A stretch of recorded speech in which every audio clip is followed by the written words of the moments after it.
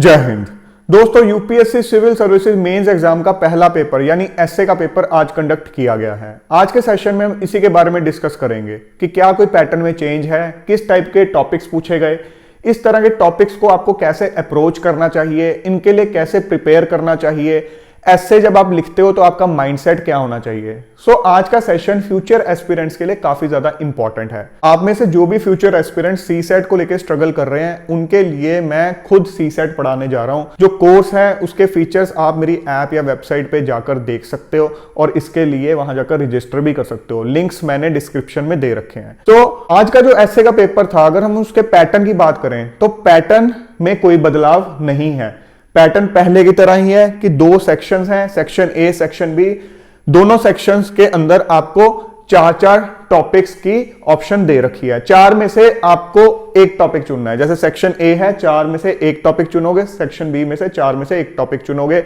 हर topic को वही आपको 1000 से लेके 1200 वर्ड्स के बीच में लिखना होगा उसके ऊपर ऐसे। और जो मार्क्स हैं उसके maximum marks 125 for each topic, तो 250 मार्क्स का आपका पेपर है। सो पैटर्न की अगर हम बात करें तो सेम है।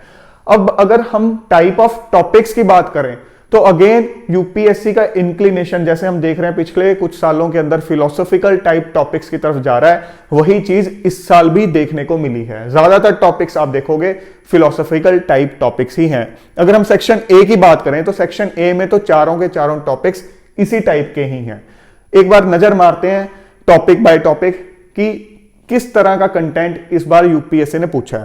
पहला टॉपिक जो सेक्शन ए का है वो है thinking is like a game, it does not begin unless there is an opposite team. कि सोच एक गेम की तरह है, एक खेल की तरह है, और वो तब तक शुरू नहीं होती जब तक सामने से आपके एक ऑपोजिट टीम नहीं है, आपका सामने कोई कॉम्पिटिटर नहीं है, या कह दो सामने से कोई चैलेंज नहीं मिल रहा है। सो अब एक स्टेटमेंट दे दी है। अब ये नहीं है कि इसका एक ही पर्सपेक्टिव होगा, इस स्टेटमेंट के कई सारे पर्सपेक्टिव होंगे और आपको वो सारे के सारे पर्सपेक्टिव खोलने होंगे इस एसे के अंदर। सो सबसे इंपॉर्टेंट चीज जब आप किसी एसे को अप्रोच करते हो, आपने ये सोचना है कि इसकी एप्लीकेशन किस किस डायमेंशन में हो सकती है। सो उन सब डायमेंशंस को आपको हाईलाइट करना होगा। ऑब्वियसली एक लिमिट तो आपको रखनी होगी। आप ये नहीं कह सकते कि हाँ बहुत सारी डायमेंशंस, क्योंकि अगेन एक वर्ड लिमिट तो है ही, बट कुछ जो मेन डायमेंशंस जहां आपको लगता है बिल्कुल ये चीज सिंक्रोनाइज करेगी, उनको डेफिनेटली खोलो, उनको डिस्कस करो और उनमें से भी प्रायोरिटी ले लो कि हाँ ये कुछ ऐसी डायमेंशंस हैं जो मुझे लग रहा है सबसे अच्छी हैं, उनकी जो मैं एग्जांपल्स कोट कर सकता हूं या समझा सकता हूं वो सबसे बेस्ट रहेंगी, तो उनके ऊपर ज्यादा जोर दो अपने एसे के अंदर। सो लाइक अब इसके अंदर आपका पहला काम होता है कि एसे के टॉपिक को समझना।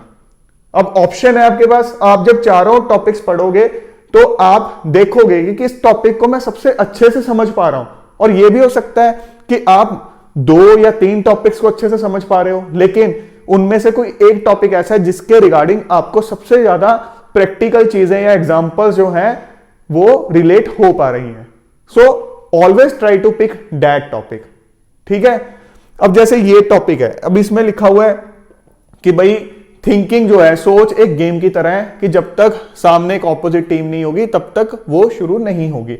अब ध्यान से अगर हम सोच के देखें तो ये चीज तो कई चीजों पर एप्लीकेबल है। लाइक अगर आप टेक्नोलॉजी की बात करो, अब आप कुछ एक नई इन्वेंशन अगर करना चाहते हो तो आपको ये सोचना पड़ेगा ना कि हाँ मैं जब ये एक इन्वेंशन करूंगा तो जो एग्जिस्टिंग चीजें हैं उनसे ये बेटर कैसे होगी। तो कहीं ना कहीं इनडायरेक्टली वो चीजें आपके सामने एक कंपटीशन, एक चैलेंज की तरह खड़ी हुई हैं जो ऑलरेडी एग्जिस्टिंग इन्वेंशंस हैं।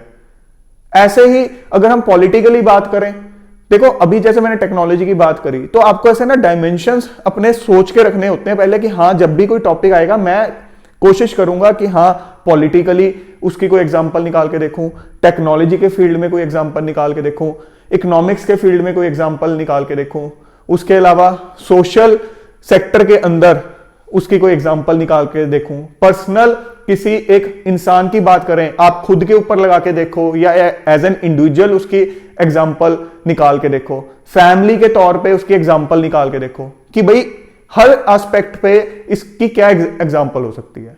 तो जब आपके पास डिफाइंड हो गए ना कि मैंने इन इन पैरामीटर्स के ऊपर इसको देखना है, लीगल वे से आप सोच सकते हो, तो अपने आप ऑटोमेटिकली चीजें जो हैं आपको सामने आती दिखेंगी। और डेफिनेटली जो अपने इतने साल पीछे मेहनत की है, इतना न्यूज़पेपर पढ़ा है, इतना कंटेंट पढ़ा है, वही चीज अल्टीमेटली आपको हेल्प करेगी। सो ऐसा नहीं है कि हाँ आपने कोई तैयारी नहीं की एकदम से आप उठा के एक अच्छी चीज लिख दोगे, वो चीजें तो डेफिनेटली काम आएंगी। इसीलिए कहते हैं जब आप जीएस की प्रिपरेशन करते हो तो आपके एसए की प्रिपरेशन साथ साथ शुरू हो जाती है, बट डेफिनेटली अप्रोच करने का तरीका थोड़ा डिफरेंट होता है।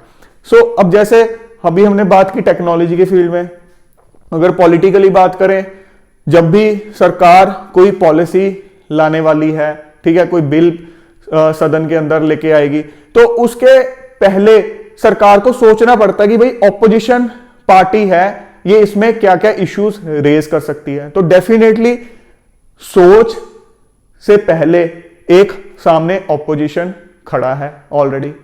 अगर हम इकोनॉमिक्स की बात करें, कोई ट्रेड पॉलिसी लेके आनी है, फॉरेन ट्रेड पॉलिसी, तो डेफिनेटली अगेन मल्टीपल फैक्टर्स देखने होते हैं कि भाई जिसके रेफरेंस में हम ये पॉलिसी ला रहे हैं, मान लो यूएसए से रिलेटेड कोई हम एक स्टेप ला रहे हैं, तो आगे से हमें ये भी देखना होगा कि फिर इसके रिजल्ट में यूएसए आगे से क्या एक एक्शन ले सकता है। तो अगेन कहीं ना कहीं कंपटीशन है। सो एक कहीं ना कहीं चेक एंड बैलेंसेस वाली चीज है।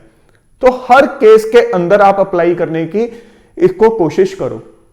अगर हम पर्सनल लेवल पे बात करें, हम खुद के अंदर कुछ चेंजेस लाना चाहते हैं, सोच रहे हैं कि मैं खुद को कैसे इंप्रूव करूं, बट सामने जो चैलेंज है, जो आप कह सकते हो कंपटीशन है या ऑपोजिट टीम है, वो क्या है?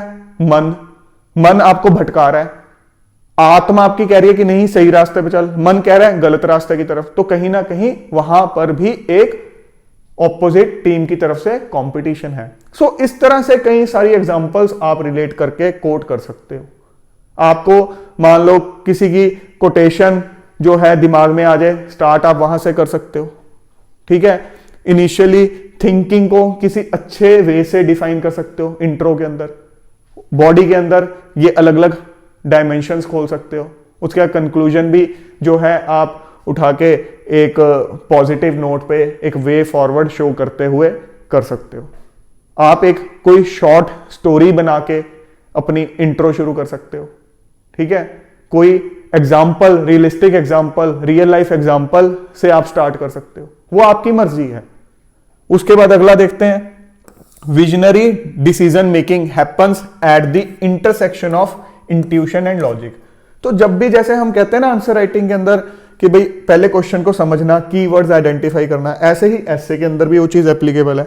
एक visionary decision making happens at intersection of, ये इंपॉर्टेंट चीज है यहां पर, intersection of intuition and logic. अब आप ये नहीं कह सकते कि हाँ जो एग्जामिनर है वो इंट्यूशन और लॉजिक को सेपरेट रख रहा है, नहीं, इंटरसेक्शन का क्या मतलब है? जहां पर दोनों मिलते हैं, कि अगर इंट्यूशन को आप इससे रिप्रेजेंट करते हो, लॉजिक को आप इससे रिप्रेजेंट करते हो, तो वो कहते हैं कि विजनरी डिसीजन मेकिंग जो है वो इस एरिया में फॉल करती है, इनके कॉमन एरिया। तो इसको अब आपको लेके एज अ बेसिस ऐसे लिखना है। तो इसमें आप कुछ एग्जांपल्स भी दे सकते हो। अगर आपने किसी के बारे में पढ़ा है कि किसी ने कहा था कि भाई मुझे ऐसी इंट्यूशन आई, इंट्यूशन का क्या मतलब है? पहले तो ऐसे में आप कोशिश करो कि इंट्यूशन और लॉजिक को डिफरेंशिएट करके एग्जामिनर को बताओ कि मैं दोनों में फर्क समझता हूं। Intuition is like sixth sense, आपकी गट फीलिंग, कि आपको किसी चीज में लगता है यार ऐसे होना चाहिए, बट उसके पीछे कोई बेसिस या आपके पास कोई डाटा या आप कह सकते हो कोई लॉजिक नहीं है, जस्ट एक अंदर से चीज आई है, अंतरात्मा की आवाज। और लॉजिक क्या चीज होती है कि हाँ कोई चीज अगर आप बोल रहे हो लॉजिकली, तो उसके पीछे आपके पास कुछ बेसिस हैं, कुछ डाटा है, एक एनालिसिस करने के बाद आप कर रहे हो। तो आप कुछ एग्जांपल्स कोट कर सकते हो कुछ पर्सनालिटीज की जिन्होंने कुछ बड़ा किया लाइफ के अंदर और उन्होंने बताया कि हाँ मुझे ऐसी इंट्यूशन आई थी और उसके बाद चीजों को लॉजिकली इंटरप्रेट करके मैंने इसको एग्जीक्यूट किया। आपको देखो समझना होगा, इंट्यूशन इज लाइक कि आप बैठे हुए सोच रहे हो कि यार मुझे ये कर देना चाहिए, ये हो जाना चाहिए। अब जब आपके दिमाग में वो ख्याल आया या आपको किसी ने अपने दिमाग का ऐसा कोई ख्याल बताया, अभी उसने ये नहीं देखा कि इसके अंदर चैलेंजेस क्या हैं, ये चीज प्रैक्टिकली पॉसिबल है या नहीं है, क्या पुराने जो लोग जिन्होंने इस तरह की कोई चीज ट्राई की वो सक्सेसफुल हुए या नहीं हुए, बट एक अंदर से चीज आई यार ये मैं कर सकता हूं। ये चाहे रिलेटेड टू सम इन्वेंशन हो, चाहे रिलेटेड टू सम बिजनेस हो, चाहे रिलेटेड टू क्लियरिंग यूपीएससी का एग्जाम हो, कुछ भी हो, बट एक अंदर से आई यार इंट्यूशन कि यार मैं यूपीएससी क्रैक कर सकता हूं, मैं आईएएस बन सकता हूं। बट उसके बाद असेस करना चीजों को, अच्छा अब ये मेरा एक दिमाग में ख्याल आया है, अब इसको मुझे एग्जीक्यूट करना है।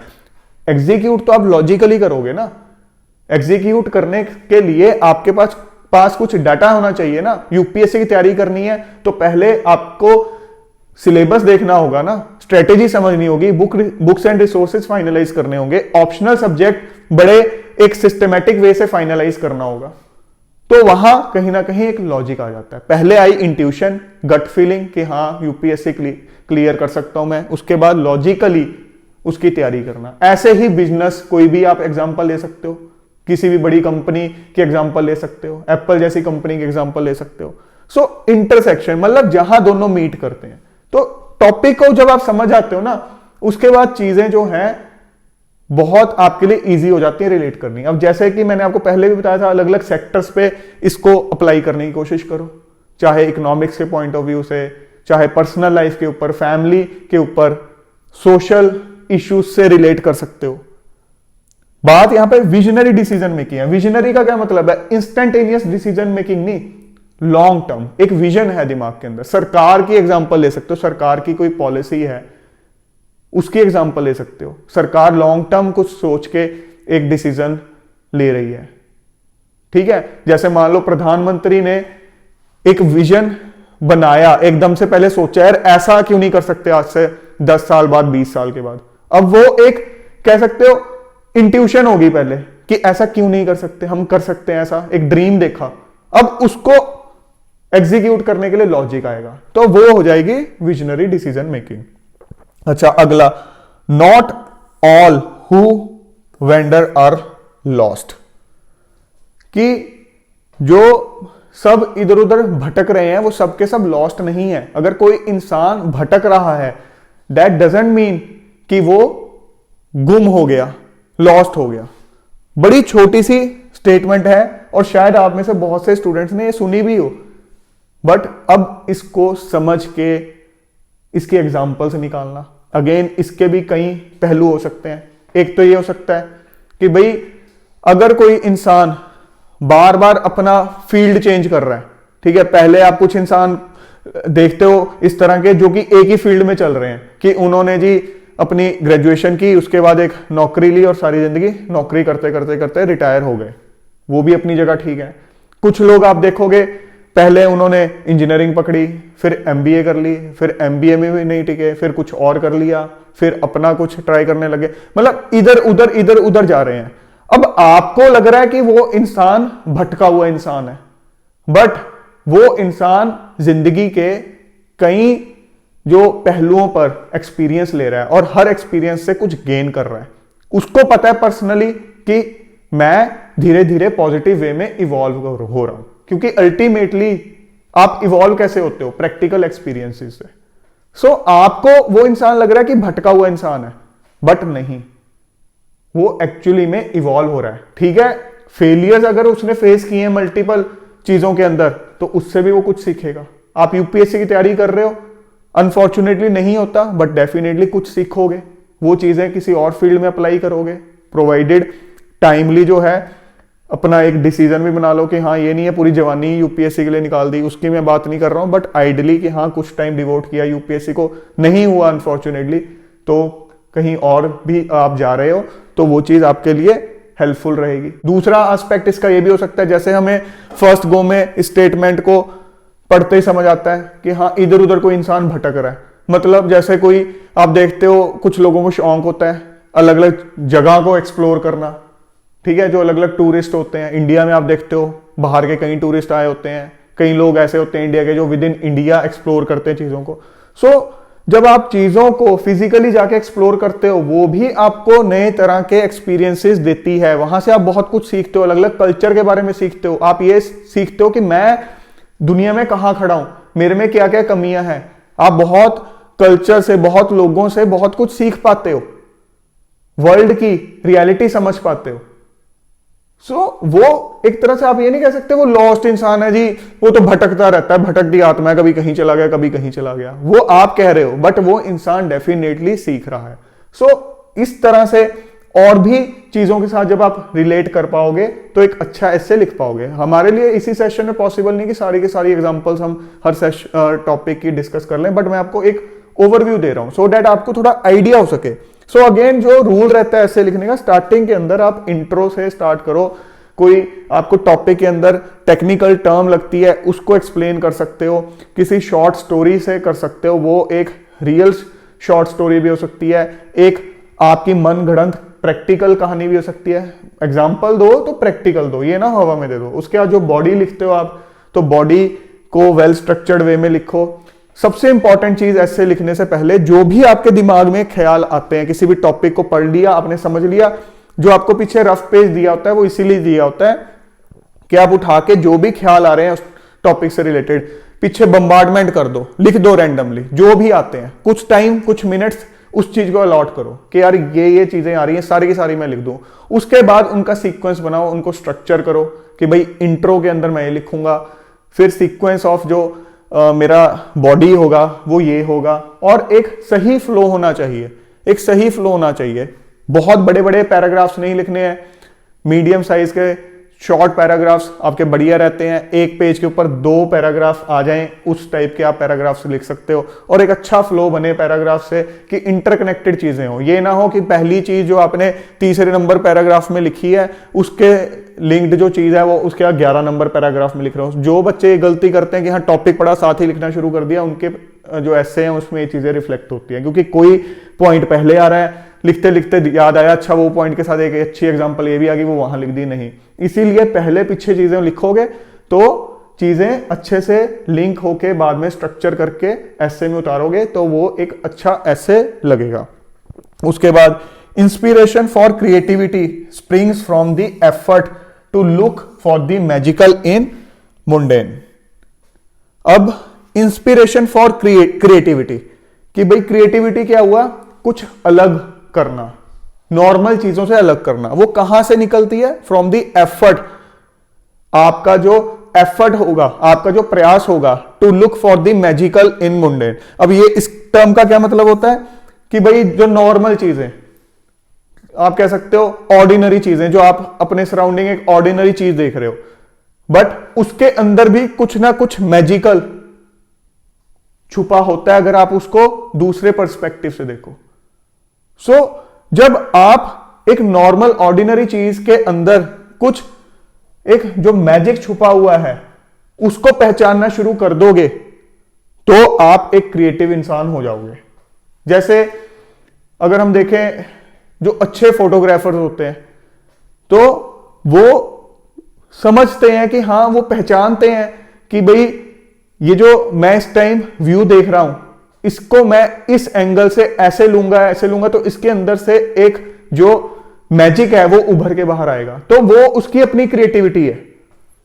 जो एक आर्टिस्ट होता है, एक पेंटर होता है, पेंटर एक नॉर्मल सी जो स्क्रीन है, एक काले रंग की स्क्रीन कह सकते हो या व्हाइट कलर की आप स्क्रीन कह सकते हो, ठीक है, वो आप कह सकते हो एक तरह से मुंडेन है, ठीक है, कि भाई ऑर्डिनरी सी चीज है, कुछ नहीं है, बट उसने अपनी कला से उसके अंदर मैजिक जो है बिखेर दिया। कि मतलब उसको एक पर्दा मिला, उसने उस पर्दे के अंदर भी एक कला जो है, अपनी कला से एक मैजिक बिखेर दिया। तो उसने उस चीज को एक अपॉर्चुनिटी माना कि हां, मेरे लिए एक अपॉर्चुनिटी है कि एक खाली कागज के ऊपर मैं कुछ अपनी कला दिखा सकूं, और वहां पर वो क्रिएटिविटी कहीं ना कहीं उभर के आई। इसी तरह से कोई भी चीज आप देख लो, कोई भी चीज आप देख लो, चाहे आप टेक्नोलॉजी की फॉर्म में देख लो, जो साइंटिस्ट होते हैं, हम किसी चीज को किसी नजरिए से देखते हैं, वो उस चीज के अंदर जो अपनी क्रियोसिटी के कारण दूसरी चीजों को देख पाते हैं, वो जानने की कोशिश करते हैं कि भाई ये चीज ऐसी क्यों है, ऐसा क्यों हो रहा है। हम जिन चीजों को फॉर ग्रांटेड लेते हैं वो नहीं लेते, डीप जाते हैं तो वहां से क्या कुछ नहीं निकाल लेते। तो जो भी एग्जांपल्स आपके माइंड में आए, इस तरह से टॉपिक जब समझा तो बहुत एग्जांपल्स आपके दिमाग में आ सकती हैं। तो कुल मिला के अगर आप देखोगे जो सेक्शन ए है उसके अंदर ध्यान से अगर आप देखो तो चारों के चारों टॉपिक्स जो है ना कहीं थिंकिंग, लर्निंग इसी के सराउंडिंग है। यहां पर देखो ये थिंकिंग से रिलेटेड था, विजनरी डिसीजन मेकिंग मतलब सोच के आप इंट्यूशन और लॉजिक को यूज करके सोच समझ के कोई डिसीजन ले रहे हो। यहां पर जो हमने एग्जांपल्स या इसका मीनिंग कोट किया वो भी कहीं ना कहीं लर्निंग से रिलेटेड था, एक्सपीरियंसेस से रिलेटेड था। अब यहां क्रिएटिविटी, वो भी कहीं ना कहीं सोच के किस तरह से आप अलग अलग तरीके से सोच सकते हो, ऑर्डिनरी चीजों में से कुछ क्रिएटिव बना सकते हो। तो कहीं ना कहीं सिमिलर से टॉपिक्स थे जिनके अंदर सिमिलर एग्जांपल्स भी कोट की जा सकती हैं, बट डेफिनेटली किसी के लिए कोई टॉपिक समझना इजी था, किसी के लिए कोई टॉपिक के अंदर ज्यादा एग्जांपल्स आपको रिलेट हो पाती। तो चारों के चारों जो टॉपिक्स थे वो कहीं ना कहीं सिमिलर थे। सो एक टॉपिक तो आप निकाल ही सकते थे जो कि आप इजीली अटेम्प्ट कर सको। लाइक ये जो टॉपिक था काफी मैं कहूंगा इजी टॉपिक था, कई एग्जांपल्स इसमें से निकल सकती हैं। उसके अलावा ये टॉपिक भी ऐसा था जिसमें से कई एग्जांपल्स निकल सकती हैं। ये थोड़ा ज्यादा मतलब थोड़ा डीप टॉपिक था, ये भी आप कह सकते हो कहीं ना कहीं कुछ चीजों में रिस्ट्रिक्ट हो सकता था, बट इन दोनों की जो डोमेन्स हैं वो काफी ज्यादा आप डिस्कस कर सकते थे। उसके बाद सेक्शन बी पे आते हैं। अब यहां पर किस टाइप के टॉपिक थे? पहला, girls are weight down by restrictions, boys with demands, two equally harmful discipline. अब ये कहीं ना कहीं रिस्ट्रिक्टेड टॉपिक है। जो पिछले टॉपिक्स हमने डिस्कस किए थे ना, उन टॉपिक्स की ब्यूटी ये होती है कि आप खुद डिफाइन करते हो कि इन टॉपिक्स को मैं किन किन पहलुओं पर डिस्कस करूंगा। तो आपके पास कई सारी ऑप्शंस होती हैं, डाइवर्सिटी होती है। अब इस तरह के जो टॉपिक्स हैं इनमें डाइवर्सिटी की थोड़ी कमी हो जाती है। डिफाइन कर दिया कि गर्ल्स के बारे में बात कर रहे हैं और बॉयज के बारे में बात कर रहे हैं, तो कहीं ना कहीं जेंडर स्पेसिफिक टॉपिक हो गया। और इशू डिफाइन कर दिया कि भाई जो लड़कियां हैं उनको रिस्ट्रिक्शंस से जो है दबाया जाता है, लड़के जो हैं वो डिमांड्स की वजह से दबते हैं, दोनों ही इक्वली हार्मफुल चीजें हैं। अब इसको डिस्कस करो। सो पहले आप जो है इस एस्पेक्ट को डिस्कस कर लोगे कि girls weight down by restrictions, कि गर्ल्स के ऊपर पुराने टाइम से बहुत सी रिस्ट्रिक्शंस लगती आई हैं in terms of education, in terms of क्या पहन सकते हो क्या नहीं पहन सकते हो, in terms of choice for the life partner. जो भी आपके दिमाग में इश्यूज आते हैं रिलेटेड टू गर्ल्स वो आप यहां लिख सकते हो, बट डेफिनेटली वो रिस्ट्रिक्शंस वाली चीज से रिलेटेड ही होने चाहिए, वो किसी और चीज पे मत चले जाना। ठीक है, कि लड़कियों का हक ये डिसाइड करने का कि कब मैं मां बन सकती हूं या नहीं बन सकती, जो भी एस्पेक्ट्स आपके दिमाग में आते हैं। फिर बॉयज से रिलेटेड चीजें आ सकती हैं कि भाई बॉयज को हमेशा ये शो किया जाता है कि भाई कल तुम्हारे ऊपर पूरे परिवार की जिम्मेवारी होगी, तो तुम्हारा करियर बहुत इंपॉर्टेंट है, तो साइकोलॉजिकल एक प्रेशर डालते रहना उसके ऊपर कि सारे परिवार की जो जिम्मेवारी है तेरे शोल्डर पे आने वाली है। तो कहीं ना कहीं वो एक प्रेशर, साइकोलॉजिकल प्रेशर, वहां पे कहीं ना कहीं ये चीज भी रिलेट होती है कि जब आप गर्ल्स पे रिस्ट्रिक्शन लगाओगे चाहे करियर को लेके कि आप ये काम नहीं कर सकते अपने करियर में, ये कर सकते हो, तो डेफिनेटली वो रिलेटेड है टू बॉयज की, सारा कुछ फिर बॉयज के ऊपर आ रहा है। अगर आप इधर रिस्ट्रिक्शन अननेसेसरी हटाओगे तो डेफिनेटली यहां पर भी वो चीज थोड़ी सी पॉजिटिव इंपैक्ट डालेगी, यहां पर भी जो बिना मतलब की एक एक्सपेक्टेशन है वो रिड्यूस होगी। उसके अलावा बॉयज से ये एक्सपेक्ट करना कि नहीं, अगर कोई लड़का रो देगा या अपने इमोशंस शेयर कर लेगा तो वो एक वीक टाइप का है, लड़का है तो वो मतलब दुखी नहीं हो सकता, वो रो नहीं सकता, इस तरह की एक्सपेक्टेशंस। सो जो भी आपके दिमाग में इस तरह की चीजें आती हैं वो आप गर्ल्स और बॉयज दोनों एस्पेक्ट से पहले क्लियरली डिस्कस करो। उसके बाद कुछ सजेशंस दो जिससे आप बता सको कि हाँ इस तरह के इश्यूज एड्रेस किए जा सकते हैं, जेंडर इक्वालिटी इंश्योर की जा सकती है, विमेन एम्पावरमेंट की यहां बात कर सकते हो। अगला टॉपिक देख लेते हैं, mathematics is the music of reason. अब इसके अंदर कई बार आपको इस तरह के टॉपिक्स जो हैं समझ में नहीं आते कि भाई कहना क्या चाह रहा है, तो आप जो ट्रांसलेशन दे रखी होती है हिंदी के अंदर, उसका भी हेल्प ले सकते हो। सो हिंदी अनुवाद देख लो। और अगेन ये एक फिलोसॉफिकल टाइप टॉपिक है, छोटा टॉपिक है, बट जितना छोटा होता है उसके अंदर उतना गहरा मीनिंग भी होता है। लेकिन यहां कहीं ना कहीं चीजों को फिर रिस्ट्रिक्ट कर दिया गया है, मैथमेटिक्स बोल के, अगेन म्यूजिक बोल के, और रीजन एक काफी ब्रॉड टर्म है। इसको आप ज्ञान के तौर पे भी ले सकते हो, इसको आप इस तौर पे भी ले सकते हो कि कोई भी चीज हम अपने सराउंडिंग देख रहे हैं उसको ऑब्जर्व करें और उसके पीछे का रीजन जानने की कोशिश करें। बट मैथमेटिक्स की एप्लीकेशन आप ये मत समझो सिर्फ ये एक मैथ्स की बात हो रही है, नहीं, बिल्कुल भी नहीं। अगर वो समझ रहे हो तो एस्से का मीनिंग ही नहीं समझ पा रहे हो। देखो मैथमेटिक्स आप कह सकते हो एक ऐसी भाषा है जो कि यूनिवर्सल है। बेसिकली इस दुनिया के अंदर जो भी चीजें आप देखते हो, या नेचर ने जिस तरह से चीजें बनाई हैं, या हम कह दें कि भगवान ने जो चीजें बनाई हैं, उन सबके पीछे कहीं ना कहीं आपको मैथमेटिक्स से रिलेटेड चीजें देखने को मिलती हैं। तो हम कह सकते हैं कि मैथमेटिक्स जो है एक तरह से भगवान की भाषा है। पैटर्न्स आप देखते हो नेचर के अंदर, उन पैटर्न्स को आप इक्वेशन की फॉर्म में लिख सकते हो। वो पैटर्न्स किस तरह से अराइव हुए, कोई चीज इस सीक्वेंस में या इस पैटर्न में अगली क्या होगी, कहीं ना कहीं that is related to reasoning, mathematics. और म्यूजिक के अंदर आप क्या देखते हो, पैटर्न्स देखते हो, सिमिट्री देखते हो। वही चीज मैथमेटिक्स में भी देखते हो आप, सिमिट्री, आप सिमिलैरिटीज चीजों में देखते हो, पैटर्न्स देखते हो। तो जो म्यूजिक है और जो मैथमेटिक्स है, उनकी सिमिलैरिटीज, उनके कॉमन पॉइंट्स आप पहले रिलेट करना, म्यूजिक के कैरेक्टरिस्टिक्स बताना, फिर ये बताना कि भाई मैथ्स जो है म्यूजिक की तरह है, और कहीं ना कहीं जो भी हमारे आसपास चीजें हैं उनको अगर हम मैथ्स में लिखना चाहें तो वो वेरी मच पॉसिबल है। फिर चाहे नेचर की बात करें कि नेचर के अंदर कोई चीज ऑब्जर्व कर रहे हैं, कोई फिजिकल फिनोमिना है, चाहे हम फिजिक्स कहते हैं, फिजिक्स भी अल्टीमेटली मैथ्स पे बेस्ड है। जितने साइंटिस्ट हैं वो कोई चीज ऑब्जर्व करते हैं, नेचर के अंदर ऑब्जर्व करते हैं, आसपास हो रही चीजें ऑब्जर्व करते हैं, तो फिर उसको अल्टीमेटली जब समझना होता है उतारते हैं शीट के ऊपर, क्या लिखते हैं, इक्वेशन लिखते हैं, और उसमें क्या है, मैथ्स। तो जो भी इससे रिलेटेड चीजें आती हैं, थोड़ा डिफिकल्ट टॉपिक है, मैं टू बी फ्रैंक आपको कहूं तो इससे फार इजी टॉपिक ये वाला है। उसके बाद a society that has more justice is a society that needs less charity. अब ये टॉपिक भी कोई बहुत सोफिस्टिकेटेड टॉपिक नहीं है, बट अगेन थोड़ा डोमेन इसका रिस्ट्रिक्ट हो गया है। बट टॉपिक को फर्स्ट गो में जब आप पढ़ोगे तो आपको लगेगा सोसाइटी से रिलेटेड ही टॉपिक है, नहीं, इसके भी कई डायमेंशंस आप बना सकते हो।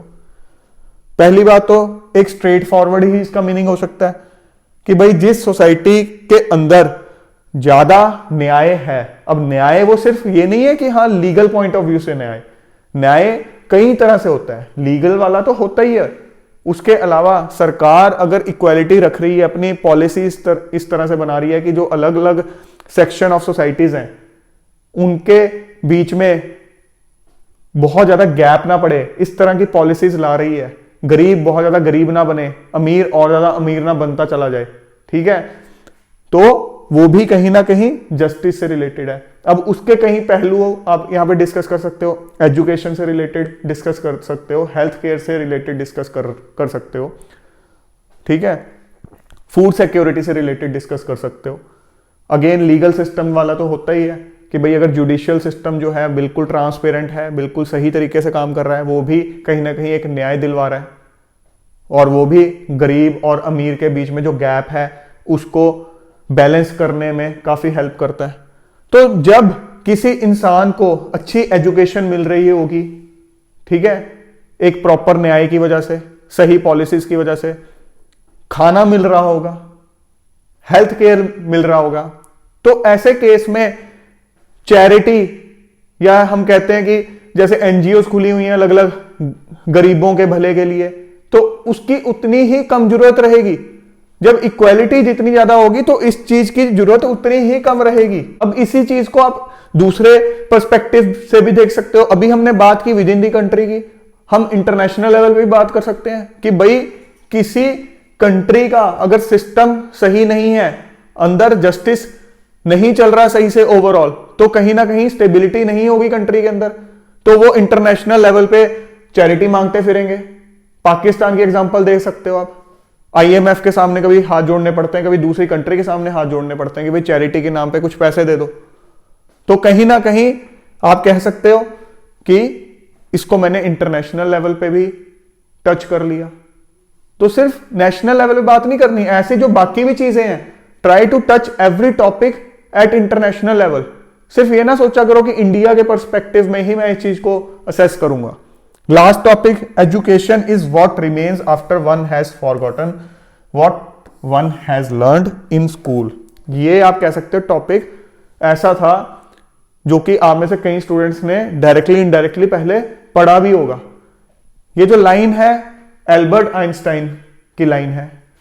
एल्बर्ट आइंस्टाइन ने ये बहुत फेमस एक कोड दिया था, और इसको अगर आप ध्यान से पढ़ोगे, अगर आपको ये भी नहीं पता कि भाई एल्बर्ट आइंस्टाइन ने दिया था या इसका मीनिंग क्या है, एक दो बार ध्यान से पढ़ोगे तो आपको समझ आ जाएगा कि मीनिंग है क्या। Education is what remains, education होती है जो बचता है जब कोई इंसान वो सब भूल जाता है जो उसने स्कूल में पढ़ा था। इसका क्या मतलब हुआ? एक बारी में आपको थोड़ा कंफ्यूजिंग लग सकता है कि भाई जो स्कूल में पढ़ा था अगर वही भूल गए तो उसको क्यों कह रहे हैं कि एजुकेशन? फिर तो क्या बचा? फिर तो उस बच्चे में और एक अनपढ़ इंसान के अंदर कोई फर्क ही नहीं है। फिर तो अनपढ़ इंसान भी एजुकेटेड है, वो बच्चा भी एजुकेटेड है। नहीं, ध्यान से समझो। देखो, आप अपने स्कूल टाइम के अंदर हिस्ट्री पढ़ते हो, इकोनॉमिक्स पढ़ते हो, बायोलॉजी पढ़ते हो, अलग अलग सब्जेक्ट्स पढ़ते हो, बट डाउन दी लाइन जब आपने स्कूल छोड़ दिया, कॉलेज छोड़ दिया, तो हमें वो चीजें कहां याद रहती हैं? ज्यादातर जो फैक्ट्स होते हैं वो ज्यादातर याद नहीं रहती। जो हमने लॉजिकली समझी होती हैं चीजें, प्रैक्टिकली जिनको करके देखा होता है, वो डेफिनेटली हमारे दिमाग में रहती हैं। बट जो फैक्चुअल चीजें होती हैं वो निकल चुकी होती हैं। लाइक अगर आप अब यूपीएससी की तैयारी कर रहे हो, आप में से जिन बच्चों ने आर्ट्स का फील्ड नहीं लिया था ग्रेजुएशन में, उन बच्चों को डेफिनेटली लग रहा होगा यार हिस्ट्री बिल्कुल ब्लैंक है, दोबारा वो पढ़नी पड़ रही है। फिर जब पढ़ते हो, हाँ, फिर थोड़ी थोड़ी रिलेट होती है, हाँ ये पढ़ी थी, ये पढ़ी थी। अदरवाइज एकदम से कोई पूछ ले कई सालों के बाद, ब्लैंक है। हर एक के साथ होता है ये। आज यूपीएससी की तैयारी कर रहे हो, आज से कुछ सालों के बाद फिर ब्लैंक हो जाओगे। सो क्या लिखा हुआ है कि वो एजुकेशन नहीं है, क्योंकि वो आपने रट्टा मारा, पेपर पास किया, भूल गए। उस चीज का क्या फायदा? असली चीज वो है अगर आपने अपनी पढ़ाई के दौरान कोई प्रैक्टिकल चीज की, तो वो आपके अंदर एक स्किल सेट आया, वो आपने अपने हाथों से करके देखी, उसकी यूटिलिटी आपको रियल लाइफ में पता चली। तो ऐसी चीज जो कि आपने एक स्किल सेट के तौर पे सीखी, वो है असली चीज, असली एजुकेशन। और उसके अलावा जो आप अपनी लाइफ के अंदर लर्निंग ले रहे हो प्रैक्टिकल एक्सपीरियंस के साथ, वो प्रैक्टिकल एक्सपीरियंस ऐसा नहीं है सिर्फ और सिर्फ आपके प्रोफेशनल लाइफ से रिलेटेड वाला हो, नहीं। आपकी फैमिली के अंदर कोई चीज आप फेस कर रहे हो, कोई सिचुएशन फेस कर रहे हो, वहां से आपने कुछ सीखा। आप अपने प्रोफेशनल लाइफ के अंदर apart from your core working कुछ सीख रहे हो, कोई स्किल सेट आपके अंदर आ रहा है, मैनेज करने की, जो चीजों को मैनेज करने की कला है वो आ रही है, लीडरशिप की क्वालिटी आ रही है, प्रेशर को टैकल करने की क्वालिटी आ रही है, अपने आसपास चीजें देखते हो, ऑब्जर्व करते हो, और अपना क्यूरियस माइंड रखा हुआ, एक साइंटिफिक टेम्पर है और जानने की कोशिश करते हो ये ऐसा क्यों हुआ, वो ऐसा क्यों हुआ। तो वो है बेसिकली एक तरह से जो कह सकते हो लर्निंग, एक तरह की जो कोर, जो आप कह सकते हो एजुकेशन, जो कि आपकी जिंदगी में काम आती है। मतलब ओवरऑल हम ये कह सकते हैं जिससे एक्चुअली में आप इवॉल्व हो रहे हो, वो है बेसिक एजुकेशन। ना कि वो कि हाँ मैंने ये डिग्री कर ली और उसके अंदर रट्टे मारे थे, पास कर ली। अब इंजीनियरिंग आप में से कितने ही स्टूडेंट्स ने कर रखी है, और आपको भी पता है कि कितना का आपको याद है। बहुत स्टूडेंट्स हैं जो टॉपर होते हैं इंजीनियरिंग के अंदर, एक एक रात बैठ के पहले एग्जाम से पढ़ते हैं और उसके बाद टॉपर बन जाते हैं। बट वो एजुकेशन थोड़ी ना है, अनलेस आपने इतने इंटरेस्ट से अपनी इंजीनियरिंग की कि भाई आपने कुछ मॉडल्स तैयार किए चीजों को समझ समझ के, और आपको पता है कि आज मैं अगर दोबारा करना चाहूं तो थोड़ा सा रिफाइन करके मैं दोबारा कर सकता हूं, थोड़ा सा चीजों को रिफ्रेश करके दोबारा कर सकता हूं, तो वो आपकी एजुकेशन का पार्ट होगा। सो जो जो आप भूल गए, what ever you have forgotten, वो एजुकेशन नहीं है। जो उसके बाद बचता है वो है एजुकेशन। और इंसान को लर्निंग प्रोसेस कंटिन्यू करना चाहिए थ्रू आउट द लाइफ, क्योंकि पूरी जिंदगी हर सेकंड भी सीखते रहोगे तो भी इस दुनिया का कुछ नहीं सीख के गए। इतना मतलब वास्ट ज्ञान है अलग अलग फील्ड के अंदर। और जो सबसे मुश्किल चीज होती है वो जिंदगी को असल में समझना, जिंदगी को पढ़ना होता है। तो वो जिंदगी के साथ साथ ही इंसान सीखता है, कहीं से सुनी सुनाई बातों से नहीं सीखता है। डेफिनेटली हम दूसरे लोगों की जीवनी से बहुत चीजें सीखने की कोशिश करते हैं जब उनसे रिलेटेड बुक्स पढ़ते हैं। मैं नहीं कह रहा हूँ वो नहीं पढ़नी चाहिए, डेफिनेटली पढ़नी चाहिए। एक इंसान ने अपनी जिंदगी जी, अगर उसने सही में प्रैक्टिकली एक बेसिस के साथ बताया है, ट्रुथफुली बताया है कि भाई ये मेरी अच्छाई थी, इनसे मैंने ये अचीव किया है, ये मेरी बुराइयां थी जिन्होंने मुझे ये घाटे पड़वाए, अगर आप उन चीजों को पढ़ के खुद पे इंप्लीमेंट कर रहे हो तो that is an education. But अगर आप पढ़ के टाइम पास के लिए, ठीक है, बस दूसरों को बताने के लिए वो चीज कर रहे हो, that is not an education. तो आप बहुत चीजें इसमें भी बता सकते हो। सो इस सेक्शन की अगर हम बात करें, ये टॉपिक डूएबल टॉपिक था, इजी टॉपिक था। ये टॉपिक बहुत अच्छा टॉपिक था, इसमें कई तरह के एग्जांपल्स आप दे सकते थे। इस टॉपिक के ऊपर भी इंडियन सोसाइटी आपने प्रिपेयर किया हो तो इस पे भी आप कई तरह की चीजें लिख सकते हो। पॉवर्टी वाला आपने पार्ट कवर किया हो, इस पे एग्जांपल लिख सकते हो। ये भी आपका कहीं ना कहीं जो आपका जेंडर डिस्पैरिटी, जेंडर इनइक्वालिटी वाला पार्ट आपने कवर किया होगा, उससे लिख सकते हो। अगेन ये एजुकेशन से रिलेटेड, ये थोड़ा ट्रिकी टॉपिक था। तो एस्से का पेपर मैं इस बार कहूंगा सही पेपर था, कोई मुश्किल पेपर नहीं था। जिस स्टूडेंट ने अच्छा कंटेंट पढ़ा हुआ जीएस के लिए और एस्से किस तरह से करना चाहिए, क्या राइटिंग अप्रोच होती है, वो सब चीजें समझी हुई हैं, तो डूएबल पेपर था। कोई ऐसा नहीं था कि हाँ जी पहाड़ टूट पड़ा, बहुत सरप्राइज एलिमेंट था। सो अच्छा पेपर था, ठीक है, अच्छे टॉपिक्स थे। सो फ्रेंड्स, आई होप आज के इस एनालिसिस के बाद आपको एस्से से रिलेटेड कुछ क्लैरिटी हुई होगी, कुछ आपका कॉन्फिडेंस बूस्ट हुआ होगा एस्से से रिलेटेड, जो आप कई स्टूडेंट्स घबराए रहते हो। सो अगले साल अपीयर होना चाहते हो, उसके बाद अपीयर होना चाहते हो, सो आज के सेशन से आपको कुछ क्लैरिटी हो जानी चाहिए। तो जल्द मिलेंगे एक और नए और इंपॉर्टेंट सेशन के साथ। Till then keep grinding yourself and stay fit and healthy. जय हिंद।